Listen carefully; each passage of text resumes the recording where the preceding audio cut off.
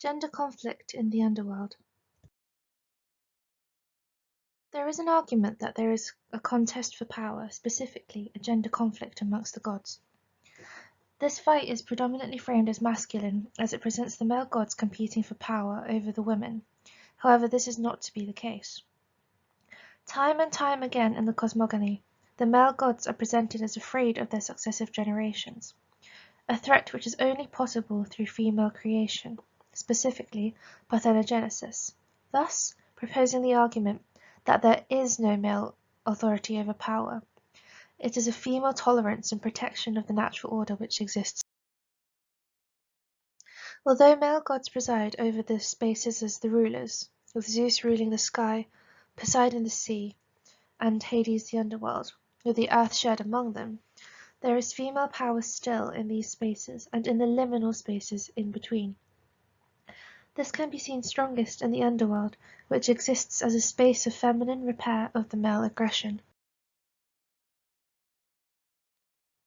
One of the main texts we can turn to for information for the gods is Hesiod's Theogony, which is a piece of cosmogonic poetry which describes the origins of the universe and the gods. His works were just as venerable in antiquity as Homer's are to us today, and they still provide much of our understanding of the Greek gods. He begins his version of events with chaos, a neuter entity which is known as a gap or a chasm. Then Gaia emerges as the broad-chested, the always unshakable seat of all, with dark Tartarus within the recesses of the wide earth, within Gaia's domain. This unshakable quality of her is unprecedented, as the male leading gods are always competing against each other. Gaia is thus allowed to be the key figure of the three, and becomes the maternal ancestor to three successive generations of kings, as she gives birth to Uranus, who is defeated by Kronos, and later Zeus and his Parthenon. Each of these leading male gods tries to present and control the birth of his offspring to avoid being usurped, showing a fear of losing power. With this comes the suggestion that there is a fear of being put to the side as a god, becoming unseen.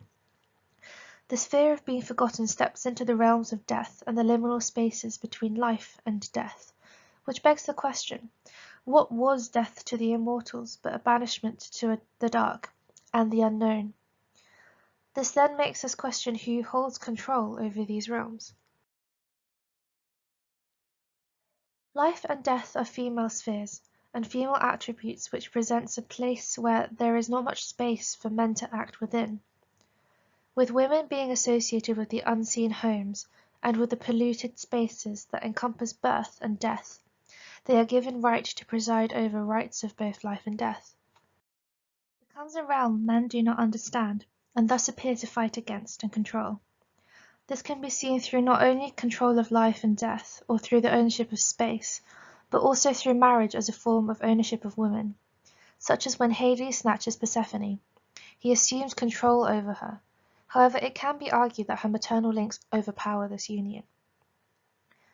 These controls seem to present a male world, but it is the women who are credited with the power and the secrets over what is within and dark, suggesting that this constant male ancestral battle was out of fear of becoming engulfed by the female spaces instead of wanting control over them. Socrates, in his thesis on the fear of death, produces the stance that those who fear death must presume some kind of knowledge about what death brings. This constant evasion of it by men through performing katabasis, through their fight of power and survival, suggests that they fear what death brings to them, a loss of their status on earth, which is their source of power.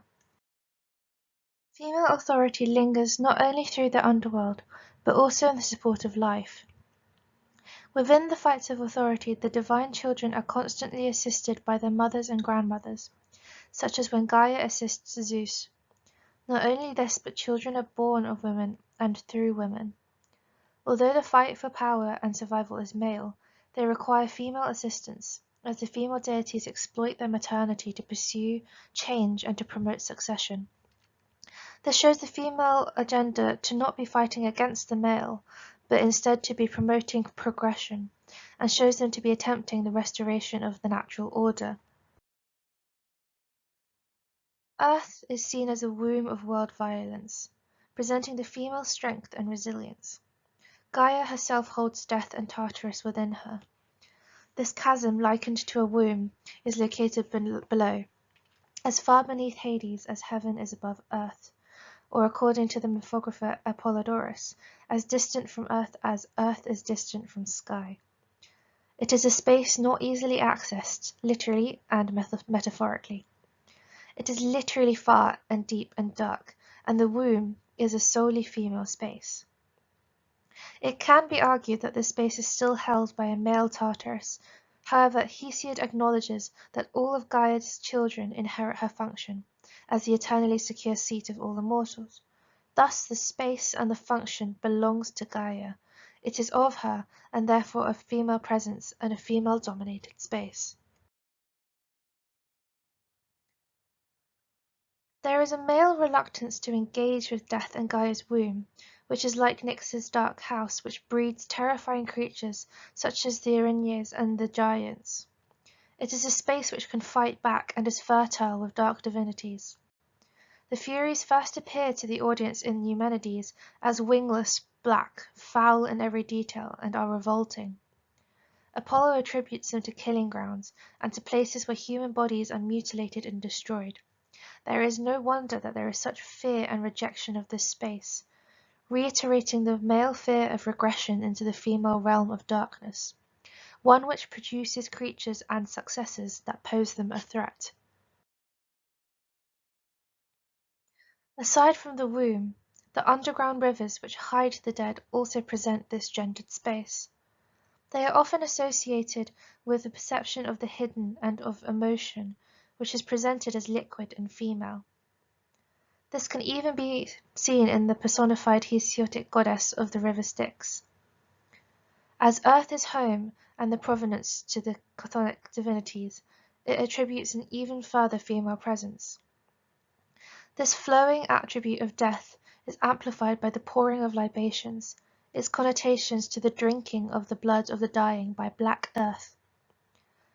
As Odysseus sheds the sheep's blood into a trench, pouring a libation, he allows the dead to drink, nourishing them. The act of pouring into the earth the life source of blood ties together the female domains of life and death through the earth. This is the very earth which covers and claims the bodies of the dead, as death itself is a darkness.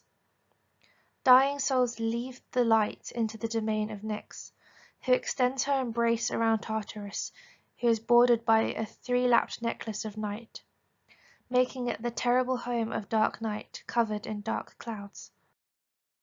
This motherly hold on death and darkness is a nurturing one, and one of acceptance. The earth becomes a resting place for the dead, and gives evidence that there is female authority in both life and death, as female deities give life and equally provide shelter for the dead. This is reflected in the death rites on earth, where only female kin members were allowed to tend to the body, and attend some of the death rites. In this, women can perform an intimate role for the dead and serve as mediation between this world and the next. This is a given power to women, a proximity to death that men do not have.